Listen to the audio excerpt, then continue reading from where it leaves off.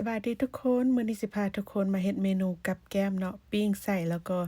ยัดด้วยหัวสิงไข่หั้นนะอยากบอกว่าสูตรนี้แซ่บแซ่บปิ้งใส่หอมหอมหอมหัวสิงไข่เนาะกินกับแจ่วส้มนี่โอ้เข้ากันคักเลยวิธีเฮ็ดนี่ก่อนอื่นเมิดข้อยก็สิเอาไส้นี่ไปต้มก่อนเนาะข้างหม้อให้มันฟดแล้วก็เอาไส้ลงไปต้มไส้นี่ก่อนสิเอามาต้มก็เอาล้างดีๆเด้อล้างคั่นเกลือหรือบ่ก็คั่นแป้งสิงคโปร์หั้นนะ ข้อยสิใช้เวลาต้มนี่ประมาณ10นาทีการที่ต้มก่อนจึงเอาไปปิ้งนี่สิช่วยลดปัญหาของกลิ่นที่มันมากับไส้กลิ่นมันแห้งๆเนาะกลิ่นไส้นี่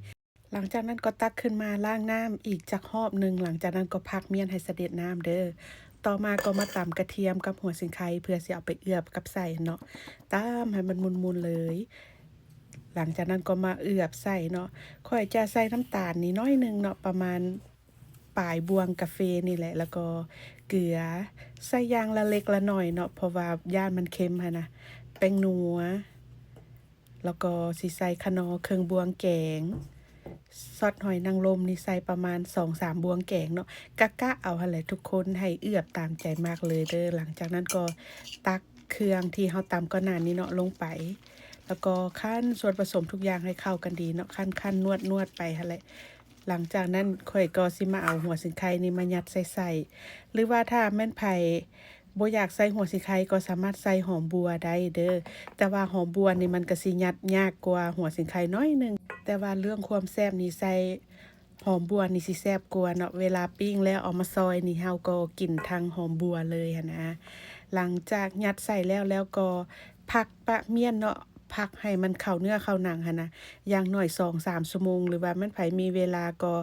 มักไว้ข้ามคืนได้แฮ่งดีเนาะใส่มันแฮ่งสิมีรสชาติแซ่บหั้นนะ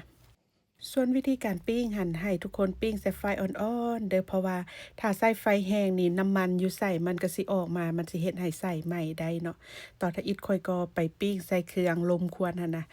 หลังจากนั้นแล้วรู้สึกว่ามันบ่ได้ใจหั้นนะมันโดนโพดก็เลยเอามาปิ้งใส่ถ่านแบบนี้เนาะใส่ไฟอ่อนๆปิ้งไป ปิ้งจนมันสุกเนาะแล้วทางนอกมันก็สิกรอบๆหลังจากนั้นก็เอามาซอยเป็นตอนเป็นตอนได้เลยส่วนวิธีการเฮ็ดแจ่วส้มหั้นข้อยสิบ่ได้เฮ็ดให้เบิ่งข้อยเชื่อว่าหลายคนก็เฮ็ดเป็นแล้วเนาะมันก็บ่มีหยังยากมีแต่ตำมักเผ็ดดิบกับกระเทียมแล้วก็ปรุงรสชาติด้วยน้ำตาลแป้งนัวน้ำปลามะนาวซื่อๆเนาะ อยากบอกว่าปิ้งไส้มื้อนี้นะถูกใจขนาดกินกับข้าวก็แซ่บหรือว่าสิเอาไปกินเป็นเมนูกับแกล้มเนาะกินกับเหล้ากับเบียร์นี่ก็แซ่บลองเอาไปเฮ็ดกินเบิ่งเด้อ